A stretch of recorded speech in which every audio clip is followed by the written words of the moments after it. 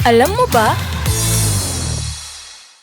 Meron ka bang kaibigan o katrabaho na hindi nawawalan ng binabasang libro? Panigurado, ang bansago ang tawag mo sa taong ito ay bookworm dahil sa sobra nitong pagkahilig sa pagbabasa ng libro. Ngunit alam mo ba na ang salitang bookworm ay hango pala sa isang totoong insekto na literal na sumisira at nangangain ng mga pahina ng mga libro? Heto, at aking ipapaliwanag. Sa biology, ang bookworm ay hindi lamang likas na isang uri ng uod, kundi ito ang pangkalahatang tawag sa mga larva o mga insekto gaya ng common furniture beetle, book lice o silverfish.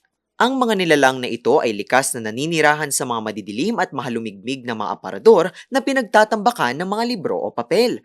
Kung iyong tatanungin kung bakit kinakain nila ang mga papel, ang mga pahina kasi ng aklat ay gawa sa kahoy na naglalaman ng cellulose. Ito ay isang uri ng compound na paboritong pagkain at nutrisyon ng mga insektong ito.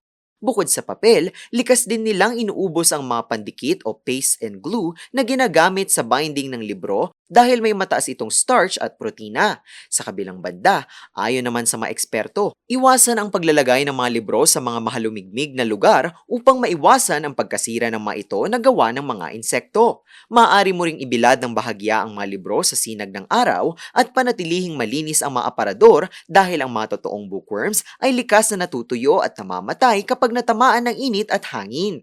May trivia pa ba kayong nais malaman? I-comment na yan at ito ay aming aalamin. Ngayon, alam mo na!